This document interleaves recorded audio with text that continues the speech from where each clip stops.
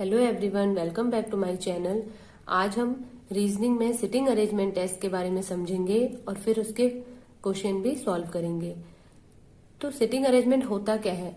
जब किसी व्यक्ति या जो वस्तु का समूह है उसे एक विशेष परिस्थिति के अकॉर्डिंग जो प्रॉपर ऑर्डर में बैठाने की प्रक्रिया होती है उसी को कहा जाता है सिटिंग अरेंजमेंट। इसमें यह होता है कि एक व्यक्ति की जो पोजीशन है वो दूसरे व्यक्ति की पोजीशन के अकॉर्डिंग ज्ञात करनी होती है। अब इसमें इसके कुछ पॉइंट्स हैं, पहले वो देख लेते हैं कि जो क्वेश्चन आते हैं वो किस तरीके से आते हैं। पहला है रेखीय व्यवस्थीकरण, मतलब कि इसमें दिया होगा एक लाइन में या एक बेंच में कुछ लोग बैठे हुए हैं इस तरह से। तो रेखीय मतलब एक रेखा में। तो अगर कुछ नहीं दिया, लिखा है कि एक रेखा में कुछ लोग बैठे हैं, ए बी के बाएं हैं दाएं हैं, तो उसका मुंह हमें जो हम अपने अकॉर्डिंग, जैसे हम ऐसे बैठते हैं, हमारा मुंह उत्तर की ओर है, तो हमारा जो ये होगा ये राइट साइड है और ये लेफ्ट साइड है। बट अगर कभी कभी दिया रहता है कि एक पंक्ति में हम बैठे हैं और हमारा मुंह दक्षिण की ओर है या फिर पूरब की ओर है, तब जो है वो कंडीशन चेंज हो जाती है। अगर हमारा मुंह दक्षिण की ओर होगा तो ये जो है तब ये लेफ्ट बन जाएगा और ये राइट बन जाएगा। और अगर हमारा मुंह पूरब दिशा की ओर होगा तो तब हमारा ये राइट हो जाएगा, ये लेफ्ट हो जाएगा। मतलब कि ये वैसे सेम ही होता है बट घूमते रहता है ऐसे, वो दिशा जो दी होगी उसके अकॉर्डिंग होगा। बट कभी कभी क्वेश्चन में नहीं लिखा रहता है, सीधे दिया रहता है कि कुछ व्यक्ति एक पंक्ति में बैठे हैं तो उसको हमें उत्तर दिशा की ओर ही मानना होता है। अब इसमें भी रेखीय व्यवस्थीकरण में भी दो टाइप है, एक है एक ही पंक्ति में और दूसरा है दो पंक्तियों में। एक पंक्ति में तो यही वाला रूल फॉलो होगा, जैसे एक पंक्ति है उसमें बैठे हैं लोग ए बी सी, कुछ और लोग भी बैठ सकते हैं, क्वेश्चन पे डिपेंड करता है। तो अब इसमें जो ए है वो बी के बाएं बैठा है, बट जो बी है वो सी के बाएं। अब बी ए के दाएं बैठा है बट ए बाएं बैठा है। तो यही क्वेश्चन में पूछा रहता है कि किसके बाएं कौन है या दाएं कौन है। तो ये समझना है कि ये इधर को अगर बैठा होगा तो वो राइट साइड में बैठा होगा, इधर को बैठा होगा तो वो लेफ्ट साइड में बैठा होगा। अब अगला है कि जब दो पंक्तियों में कुछ लोग बैठे हों, तो दो पंक्ति में, जैसे एक पंक्ति ये है एक पंक्ति ये है, इसमें तीन लोग इसमें बैठे हैं और तीन इसमें। तो जो नीचे वाली लाइन पे लोग हैं वो जैसे हम अपने अकॉर्डिंग करते हैं लेफ्ट राइट, उसी के अकॉर्डिंग करना है। जैसे ये ए है तो ए का इधर को होगा राइट साइड और इधर को लेफ्ट। बट जो इसके ऊपर वाली पंक्ति होती है ये इसकी उल्टी हो जाती है। तब यहाँ पर जो व्यक्ति बैठा होगा, मान लीजिए यहाँ बी बैठा है, तो ये इसका लेफ्ट हो जाएगा और इधर को राइट। क्योंकि जब हम ऐसे घूमेंगे हमारा मुंह जब इस साइड हो जाएगा नीचे को, तो ये लेफ्ट बन जाएगा और ये राइट बन जाएगा। दो पंक्तियों वाले में इस तरह से क्वेश्चन पूछते हैं, जैसे ए बी है, यहाँ पे लिख लेते हैं सी, यहाँ डी, ये नाम दिया रहेगा ई एफ। अब इसमें पूछा जाएगा कि बी के सामने कौन है, तो बी के सामने है ए, सी के सामने ई, डी के सामने एफ। तो सी के सामने ई, बी के सामने ए एंड डी के सामने एफ। अब एक चीज और होती है इसमें, विकर्णवत। तो सी के विकर्णवत है एफ, इस सेंटर पे मिल रहा है, और ई के विकर्णवत डी। तो सी के विकर्णवत एफ और ई के विकर्णवत हो गया डी। ये हो गए ये दोनों विकर्णवत वाले। तो जब दो पंक्तियों या दो बेंच में बैठाने की किसी को बात आती है तो ये चीज पूछी जाती है कि सी के सामने कौन है, या फिर विकर्णवत कौन है, या फिर ए के बाएं कौन बैठा है, तो ए के बाएं ई। इस तरह से क्वेश्चन में पूछा जाता है। बस उसका ये ध्यान रखना है कि नीचे वाली लाइन का तो जो हम अपने अकॉर्डिंग जो राइट और लेफ्ट होगा, और जो ऊपर वाली लाइन होगी उसका अपोजिट उसको लेना है। क्योंकि जब वो यहां से घूम के उल्टी तरफ बैठेगा तो इसका इधर को राइट हो जाएगा, ये लेफ्ट हैंड हो जाएगा। अगला है वृत्ताकार व्यवस्थीकरण। इसमें होता है कि ऐसा दिया रहता है कुछ व्यक्ति एक वृत्ताकार पथ पर केंद्र की ओर मुंह करके या फिर केंद्र से बाहर की ओर मुंह करके। तो दो तरह के होते हैं, एक होता है जब केंद्र की ओर मुंह होगा, जैसे यहाँ पर कोई व्यक्ति बैठा है ए, केंद्र की ओर मुंह है, बी, सी, डी, तो इन सब का केंद्र की ओर मुंह है। तो इसका जो सी है उसका दायां, तब इसमें दायां इधर को जाता है और बायां जो है वो आएगा इधर को। ये हो गया बायां, क्योंकि जब ये व्यक्ति बैठा है सी तो इसका राइट साइड इधर हो गया और लेफ्ट इधर। जैसे ही अगर ये घूम भी गया बी ए पे आ गया तो ए का फिर दायां इधर ही को आएगा और बायां इधर को आएगा। तो दायां इधर को जाता है और बायां इधर को जाता है। अब ये तो था जब इनने केंद्र की ओर मुंह करा है। दूसरा होता है जब केंद्र से बाहर की ओर मुंह करे। अब ये ए है, उसका अगर केंद्र से बाहर की ओर मुंह है तो इसका यहां पर राइट हो जाएगा और ये लेफ्ट हो जाएगा। यहां पर कोई बैठा है, जो सी है वो यहां बैठा है, तो इसका अब यहां पर ये वाला लेफ्ट हो जाएगा, ये राइट हो जाएगा, क्योंकि इसने केंद्र से बाहर की ओर मुंह किया है, नीचे की ओर मुंह किया है वो है। तो इस तरह से इनको करना है। अब इसमें सर्कल वाले में एक चीज और इम्पोर्टेंट है, जब कभी भी सम वाला नंबर दिया होगा, मतलब कि 4 लोग या 6 लोग या 8 लोग दिए होंगे, तो क्या होता है, जैसे यहां पर ए, B, C, D, E, F 6 लोग हैं और वो केंद्र की ओर मुंह करके जो बैठे हुए हैं, तो उनमें बताना होता है कि किसके सामने कौन बैठा है। तो ए के सामने डी। अब यहां पर हमें ये गलती नहीं करनी है कि एफ के सामने बी। जब हम इसे सेंटर पे लाएंगे, इनके क्योंकि केंद्र की ओर मुंह है तो एफ का मुंह सी की तरफ होगा, तो एफ के सामने सी बैठा है और ई के सामने बी। तो ये गलती नहीं करनी कि इसे सामने सामने नहीं मानना है, सामने इसके ये हो जाएगा। इस तरह से अगर ऐसे ही 8 लोग बैठे हैं तो उनको भी बराबर बराबर बैठाएंगे। बट इसमें अगर 7 लोग होंगे तो ऐसा नहीं होगा, क्योंकि जोड़ा नहीं बन पाएगा। तो कभी भी जो सम वाला नंबर होगा वही दिया रहेगा। अब इसमें एक पॉइंट और है, जब दिया हो कि जो वृत्त है उसमें कुछ लोग क्लॉकवाइज बैठे हैं या एंटी क्लॉकवाइज बैठे हैं। अब ये रूल जो दायां और बायां इससे बिल्कुल डिफरेंट है। क्लॉकवाइज मीन्स कि घड़ी के अनुसार इस तरह से चलती है घड़ी, तो इस तरह से जब आएगा, जैसे कहेंगे कि A B C D clockwise बैठे हैं तो उनको ए फिर बी को यहां बैठाना पड़ेगा, क्योंकि वो इस तरह से बैठे हुए हैं। अगर दिया हो कि एंटी क्लॉकवाइज तो ए के बाद बी यहां लिखेंगे, एंटी क्लॉकवाइज इधर को चलेगा। तो ये हो गया क्लॉकवाइज, उसको हिंदी में कहते हैं दक्षिणावर्त। क्योंकि इसका पेपर हिंदी में ही आएगा तो हिंदी में भी लिखा रह सकता है, वैसे ब्रैकेट में कभी कभी इंग्लिश में भी लिखा रहता है। और ये हो गया वामाव्रत, या फिर इसे कहते हैं एंटी क्लॉकवाइज और इसे क्लॉकवाइज। तो जब कभी ऐसा क्वेश्चन दिया हो कि A B C D E F G कुछ भी लोग हैं वो दक्षिणाव्रत बैठे हुए हैं, तो उनको यहां से शुरू करना है। और अगर कहें कि एंटी क्लॉकवाइज वामाव्रत बैठे हैं तो उनको फिर यहां से स्टार्ट करना है। इस टाइप का क्वेश्चन हम करेंगे तो समझ में आ जाएगा। अगला है वर्गाकार या आयताकार व्यवस्थीकरण। मतलब कि कुछ लोग दिए होंगे वो एक वर्गाकार बेंच पे बैठे होंगे या फिर आयताकार बेंच पे, तो क्या रूल होगा। तो एक आयताकार बेंच पे कुछ लोग बैठे हैं तो उसमें दिया रहेगा कि ए के सामने है बी, या फिर जब ये वर्गाकार वाले में ज्यादातर यूज होता है कि ए के विपरीत बी बैठा है, मतलब कि ये दोनों एक दूसरे के विपरीत हैं, या फिर ये दोनों एक दूसरे के जोड़ीदार हैं। सी डी के सामने या फिर विपरीत या जोड़ीदार या साझेदार हैं। अब इसमें इस तरह से क्वेश्चन पूछते हैं कि डी बी के किस तरफ बैठा है, तो ये हो गया इसका बायां, ये बाईं ओर बैठा है। अगर पूछें कि जो सी है वो बी के किस ओर बैठा है, तो ये बैठा है इसके दाईं ओर। इसमें भी सेम जैसे सर्कल में जाता है दायां उधर को और बायां इधर को, सेम वही वाला रूल लगता है, इसमें भी फॉलो होता है। अब है षटकोणीय टेबल वाला।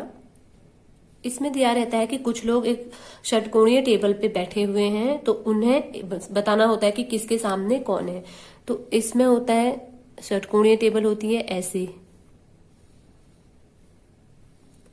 तो A B C D E F ये लोग बैठे हुए हैं। अब इसमें बताना होता है कि किसके सामने कौन है। तो ये इस तरह बैठे हैं सेंटर की ओर मुंह करके, तो एफ के सामने आएगा सी। जैसे जो रूल सर्कल वाले में फॉलो होता है वही। ए के सामने अब ई नहीं आएगा, ये गलती नहीं करनी है कि ये दोनों एक दूसरे के सामने होंगे।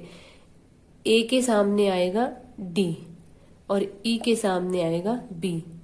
ये हो गया ए के सामने डी, एफ के सामने सी, ई के सामने बी।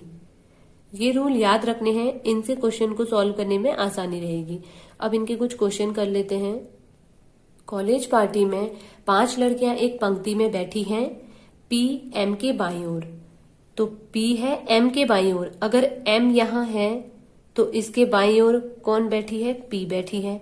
और ओ के दाईं ओर, अब पी एम के तो बाईं ओर है बट ओ के दाईं ओर है। पर इसमें दिया नहीं है कि दक्षिण की ओर है या उत्तर की ओर है या पूरब की ओर है, तो हमें जो अपने अकॉर्डिंग होता है वही, तो हमारा राइट इधर को और लेफ्ट इधर को होता है, तो उसके अकॉर्डिंग करना है। आर एन के दाईं ओर और ओ के बाईं ओर है। ओ के बाईं ओर है आर और एन के दाईं ओर, तो एन यहां है, एन के दाईं ओर आर और ओ के बाईं ओर आर है। अब बीच में कौन बैठा है? तो मतलब 5 हैं, 5 लड़कियां हैं, तो 2 एक साइड होंगी और 2 एक साइड, तो बीच में हो गई ओ। तो इसका आंसर हो गया ओ। अगला क्वेश्चन है, 7 मित्र एक बेंच पर बैठे हैं, ए बाईं ओर है बी के।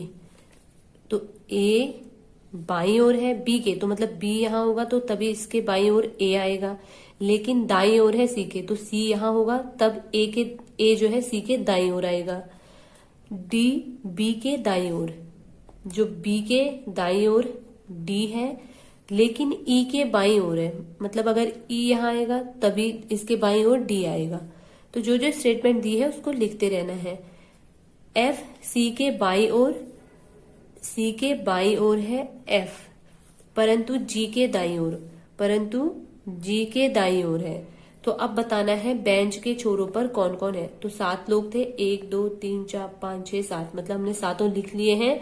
अब बेंच के छोरों पर मतलब किनारों पर कौन कौन है?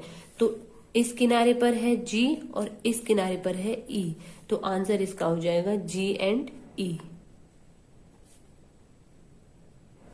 अगला क्वेश्चन है, 6 व्यक्ति M N O P Q और आर, 3 व्यक्ति प्रति पंक्ति के अनुसार 2 पंक्तियों में बैठे हैं, मतलब 2 पंक्तियों में हैं। अब 3 व्यक्ति, क्योंकि 6 हैं और लिखा है कि 3 व्यक्ति प्रति पंक्ति, मतलब 1 2 3 एक पंक्ति में है, 1 2 3 दूसरी पंक्ति में है। फिर है क्यू किसी भी पंक्ति के अंत में नहीं है, मतलब क्यू यहां पर नहीं आ सकता, इन दोनों के लास्ट में पी नहीं आ सकता, सॉरी क्यू, क्योंकि किसी भी पंक्ति के अंत में नहीं है। अब है पी आर के बाईं ओर दूसरे स्थान पर है, तो या यहां लिख लें इसको या यहां, क्योंकि लिखा नहीं है कि कौन सी पंक्ति में है। तो पी जो है आर के बाईं ओर, मतलब अगर आर यहां होगा तभी उसका बायां इधर को आएगा दूसरे स्थान पर। पहला स्थान ये हो गया, दूसरे स्थान, तो यहां पर है पी। फिर है ओ क्यू का पड़ोसी है। अब इस लाइन में नहीं आ सकते, पड़ोसी तभी होंगे जब दोनों को एक साथ लिखें, तभी तो ये एक दूसरे के पड़ोसी माने जाएंगे। अब मतलब 2 हैं, यहां पर तो जगह एक ही की है, मतलब इस लाइन पे तो नहीं आ सकते ओ और क्यू, इसका मतलब इस लाइन में आएंगे। अब उसको कहाँ लिखें ये समझनी है, तो उसके अगला स्टेटमेंट पढ़ना पड़ेगा।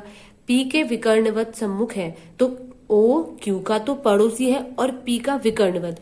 अब यहां पर वो वाला रूल फॉलो हो गया जो मैंने आपको बताया था कि विकर्णवत होता है ये, तो पी का विकर्णवत हो गया यहां पर ओ,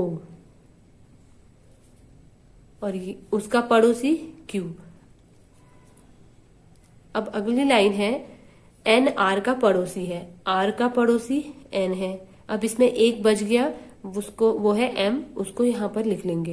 तो अब क्वेश्चन में बताना है कि एन के सम्मुख कौन है, तो एन के सामने कौन है?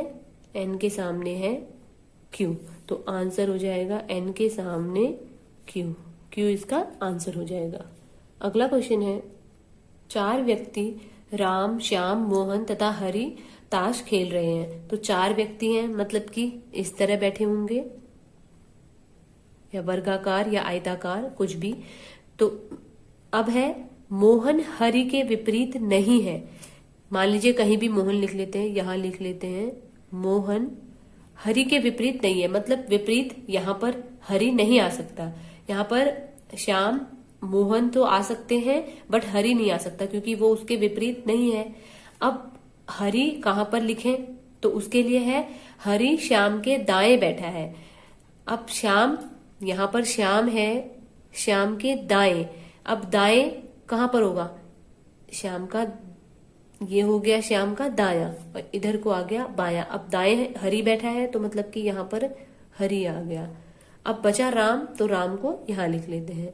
अब पूछा है कि श्याम के विपरीत कौन बैठा है, तो श्याम के विपरीत बैठा होगा मोहन। तो आंसर हो गया इसका मोहन। अब हमने श्याम को यहां क्यों लिखा, क्योंकि अगर श्याम को यहां लिखेंगे तो श्याम के दाएं हरि यहां जाएगा, तो हरि तो मोहन के विपरीत नहीं है। अगर श्याम को यहां लिखें तो श्याम के दाएं हरि, यहां पर तो पहले से मोहन बैठा है, इसीलिए श्याम को यहां पर लिखा है। अगला क्वेश्चन है, यदि ABCDEFG तथा H एक गोलाकार मेज के चारों ओर समान दूरी पर बैठे हैं, उनकी स्थिति दक्षिणावर्त दिशा में है। अब यहां पर दे रखा है कि एक गोलाकार मेज पर बैठे हैं। अब है यहां पर 8 लोग हैं और समान दूरी पर बैठे हुए हैं और उनकी जो स्थिति है वो है दक्षिणावर्त, मतलब कि इधर को बैठेंगे। अब किसको कहां पर बैठाना है, उसके लिए लिखा है यदि A उत्तर दिशा में बैठा है, A जो है यहाँ उत्तर दिशा में बैठा है। अब यहाँ पर ये ध्यान देना है कि उत्तर दिशा में बैठा है, ये नहीं लिखा है कि उत्तर दिशा की ओर मुंह करके बैठा है। अगर ऐसा लिखा होता तब तो A को यहाँ बैठाना होता, उसमें लिखा है उत्तर दिशा, तो दिशा में यहाँ पर बैठा हुआ है खुद ही वो A। अब A के बाद जो है B यहाँ लिखेंगे क्योंकि वो दक्षिणावर्त घूम रहे हैं, क्लॉकवाइज घूम रहे हैं। तो यहां आ गया B, C, D, E, F, G and H। तो ये इस तरह से बैठे हुए हैं। E की स्थिति क्या होगी, तो E की क्या स्थिति है, अब यहां पर ये उत्तर दिशा में था तो E यहां पर अब दक्षिण दिशा में बैठा है, तो इसका आंसर हो गया दक्षिण। ई की स्थिति दक्षिणी दिशा में है। अगला क्वेश्चन है, 6 सहेलियां एक वृत्ताकार पथ पर बैठकर केंद्र की ओर मुंह करके बातें कर रही हैं। तो 6 सहेलियां हैं, एक वृत्ताकार पथ पर केंद्र की ओर मुंह कर रखा है उनने। तो 1 2 3 4 5 6। अब अगर सम दिए रहते हैं तो उनको एक दूसरे के सामने इस तरह से बैठाना होता है। फिर है किरण सुधा और हेमा के मध्य नहीं बैठी है। अब यहाँ पर अभी कोई चीज कनेक्ट नहीं हो रही है बट कहीं पर किरण को मान लेते हैं क्योंकि सबसे पहले दिया है कि किरण सुधा और हेमा के बीच, मतलब कि अगर यहाँ पर किरण है तो यहाँ सुधा अगर आएगी तो हेमा यहाँ नहीं आ सकती क्योंकि इन दोनों के बीच किरण नहीं बैठी है। उसके आगे देख लेते हैं, पूनम हेमा की पड़ोसी है। अब इनका भी अभी कोई कनेक्शन नहीं है कि कौन सी नाम कहाँ लिखे हैं। फिर है रिंकी के ठीक बाएं बैठी है, पिंकी किरण के, अब किरण से पिंकी का कनेक्शन दिख रहा है तो उसको लिख लेते हैं। अब ये नहीं कि पहले जो दे रखा है कि पूनम हेमा तो कहीं पर भी लिख दें, जिसका कनेक्शन बैठ रहा है उसी को पहले लिखना पड़ेगा। पिंकी किरण के दाएं दूसरा, तो किरण का दाया इधर को हो गया, दूसरे स्थान पर 1 और 2 यहां पर बैठी है पिंकी। तो किरण के दाएं दूसरे स्थान पर बैठी है पिंकी। रिंकी के ठीक सामने पिंकी है। अब पिंकी जो है तो किसके सामने बैठी है, ये रिंकी के, और सामने क्या होता है ये वाला, क्योंकि केंद्र की ओर मुंह है तो इसके सामने यहां पर बैठी है रिंकी। अब जो है इसका कनेक्शन ऊपर वाले से मिल जाएगा कि पूनम हेमा की पड़ोसी है और रिंकी के ठीक बाएं बैठी है। रिंकी ये है, रिंकी का ये दाया हो गया और इधर को इसका बाया हो गया। तो रिंकी के बाएं बैठी है पूनम और पूनम की पड़ोसी है हेमा। अब इनमें एक बची जो है सुधा, तो यहां पर आ गई सुधा। तो ये खुद ब खुद उसमें लिखा था कि सुधा और हेमा के बीच किरण नहीं है, तो वो किरण अलग है। अब इसमें बताना है कि हेमा के ठीक सामने कौन बैठी है? हेमा ये है, इसके सामने किरण बैठी है, तो आंसर हो जाएगा इसका किरण। हेमा के ठीक सामने किरण बैठी है। अगला क्वेश्चन है, 6 व्यक्ति ताश खेल रहे हैं। गोपाल और कृष्ण एक दूसरे के सामने हैं। तो 6 व्यक्ति हैं, 1 2 3 4 5 और 6, ये हैं ताश खेल रहे हैं। गोपाल और कृष्ण एक दूसरे के सामने हैं, मतलब अगर यहां पर गोपाल है तो यहां आ जाएगा कृष्ण। कृष्ण मोहन के बाईं ओर, मोहन के बायां मतलब कि बायां इधर को हुआ तो मतलब मोहन यहां आएगा। मोहन के बाईं ओर है तथा गिरधर के दाईं ओर, अब दायां इधर को होगा मतलब कि गिरधर यहां हो जाएगा। कृष्ण मोहन के बाईं ओर और गिरधर के दाईं ओर है। मोहन मुरली के बाईं ओर है, अब बायां फिर से इधर को हुआ तो यहां पर मतलब कि मुरली आ गया। अब एक बचा इसमें मनोहर, तो यहां पर आ गया मनोहर। तो ये इस तरह से बैठे हुए हैं। अब इसमें लिखा है मुरली और मनोहर तथा गिरधर और कृष्ण परस्पर स्थान बदल लेते हैं। अब अगर हम इसी में चेंज कर देंगे तो थोड़ा मैसअप हो जाएगा, इसीलिए इसको अलग से कर लेते हैं। मुरली और मनोहर ने आपस में और गिरधर और कृष्ण ने आपस में स्थान बदला, मतलब ये 6 लोग जो थे इसमें जिसने नहीं बदला पहले तो वो लिख लेते हैं। गोपाल और मोहन ये तो पहले की भांति बैठे हुए हैं। चेंज किया है मुरली और मनोहर, मुरली और मनोहर, तो मतलब मुरली अब यहां आ जाएगा और मनोहर यहां, क्योंकि इन दोनों ने आपस में स्थान बदला है।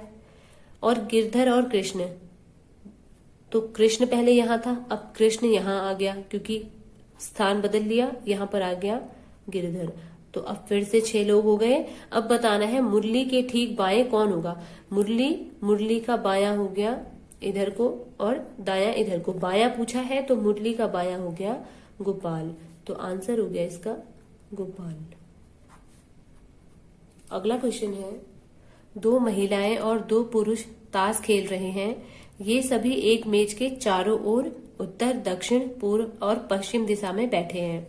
तो उत्तर, दक्षिण, पूर्व दिशा ये पता होना चाहिए, ये है उत्तर, दक्षिण, पूर्व एंड पश्चिम दिशा में बैठे हुए हैं। किसी भी महिला का जो मुंह है वो पूर्व की ओर नहीं है, तो 4 है मतलब कि 2 महिलाएं 2 पुरुष इस तरह से बैठे हुए हैं। अब लिखा है कि किसी भी महिला का मुंह पूर्व की ओर नहीं है। पूर्व की ओर तब होगा जब वो महिला यहां बैठी होगी, तभी तो इसका मुंह इधर को होगा, तो मतलब यहां पर कोई महिला नहीं होगी, तो इसका मतलब कि यहां पर कोई पुरुष बैठा होगा। फिर है, और एक दूसरे के विपरीत जो भी व्यक्ति बैठे हैं वे समान लिंग के नहीं है। विपरीत, पुरुष के विपरीत यहां पर कोई भी पुरुष नहीं बैठ सकता, तो मतलब कि यहां पर महिला आ जाएगी। पहला स्टेटमेंट था कि कोई भी महिला का मुंह पूर्व की ओर नहीं है, तो यहां महिला नहीं आ सकती। दूसरा स्टेटमेंट दिया है कि कभी भी जो एक लिंग का व्यक्ति है वो दूसरे लिंग के विपरीत नहीं बैठा है, तो यहां पुरुष है तो यहां महिला ही होगी। अब उसके बाद है, अब यहां पर पुरुष लिखें या यहां लिखें, उसके लिए अगला स्टेटमेंट है, एक पुरुष का जो मुंह है वो दक्षिण की ओर है। मुंह दक्षिण की ओर तब होगा जब वो यहां बैठा होगा, तो यहां पर आ गया पुरुष, तो यहां पर महिला आ गई। तो 2 महिलाएं हो गई, 2 पुरुष हो गए। बताना है महिला का मुंह किस दिशा की ओर है।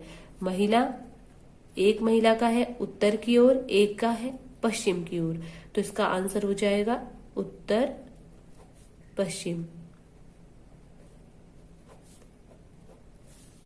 इस टाइप के क्वेश्चन में होता है कि कुछ स्टेटमेंट दिए रहते हैं और उनके अकॉर्डिंग क्वेश्चन को सॉल्व करना होता है। तो पहले दिया है इसका निर्देश, एक समिति के 6 सदस्य हैं जिनमें 3 पुरुष एडवर्ड, देवेश, भूपेन तथा 3 महिलाएं हैं अमिता, चंदा और फरीदा, जो एक षटकोणीय टेबल के कोण पर चर्चा करने के लिए निम्नानुसार बैठे हैं। तो यहाँ पर दे रखा है षटकोणीय टेबल, तो ये मैंने जो पॉइंट्स बताए थे उसमें इसका भी एक रूल बताया था कि किस तरह क्वेश्चन को सॉल्व करना है। तो पहला पॉइंट है, कोई भी पुरुष एक दूसरे के बगल में नहीं बैठा है। तो पहले बना लेते हैं। इस तरह से होता है एक षटकोणीय टेबल। तो उसमें कोई भी जो पुरुष होगा वो एक दूसरे के बगल में नहीं होगा। एडवर्ड अमिता के बाईं ओर, तो कहीं पर भी मान लेते हैं एडवर्ड को। अगर यहां पर है एडवर्ड, तो एडवर्ड अमिता के बाईं, अब अमिता के बाईं ओर बैठा है, तो अमिता अगर यहां होगी तो उसका बायां एडवर्ड, तो अमिता यहां आ गई। अमिता के बाईं ओर एडवर्ड, और चंदा के सामने बैठा है, तो एडवर्ड यहां है, इसके सामने हो गया यहां पर बैठी है चंदा। अगला है देवेश अमिता और चंदा के बीच में बैठा है। अमिता और चंदा के बीच में बैठा है देवेश, यहां पर आ गया देवेश। फरीदा एडवर्ड और भूपेन के बीच बैठी है। अब यहां पर लिखा है कि फरीदा एडवर्ड और भूपेन के बीच बैठी है। अब एडवर्ड है तो यहां पर हम भूपेन को नहीं लिख सकते, क्योंकि कोई भी पुरुष, पहले ही लाइन में लिखा है कोई भी पुरुष एक दूसरे के अगल बगल नहीं है। इसका मतलब यहां पर आ गई फरीदा, फरीदा, और यहां आ गया भूपेन। तो इस तरह से ये बैठे हैं। अब इनके अकॉर्डिंग क्वेश्चन को सॉल्व करना है। फरीदा और चंदा के बीच में कौन बैठा है?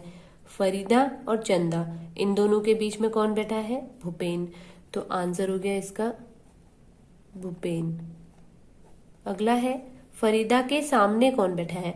अब मैंने जब षटकोणीय टेबल वाले का बताया था तो उसमें बताया था फरीदा, तो इसका जो सामने होता है वो होता है ये एक दूसरे के सामने होते हैं। तो फरीदा के सामने बैठा है देवेश, आंसर हो गया देवेश। अमिता, फरीदा के सामने अमिता नहीं लगाना है, वो गलत हो जाएगा। देवेश के तुरंत बाईं ओर कौन बैठा है? देवेश ये है, इसके बाईं ओर, अब देवेश का बायां इधर को होगा, तो देवेश के बाईं ओर बैठी है अमिता, तो आंसर हो गया अमिता। इस तरह से इन क्वेश्चनों को सॉल्व करना है। अगला क्वेश्चन है, 4 व्यक्ति PQRS एक टेबल के चारों ओर बैठे हैं। तो ये 4 व्यक्ति हैं, ये हैं टेबल के चारों ओर बैठे हैं।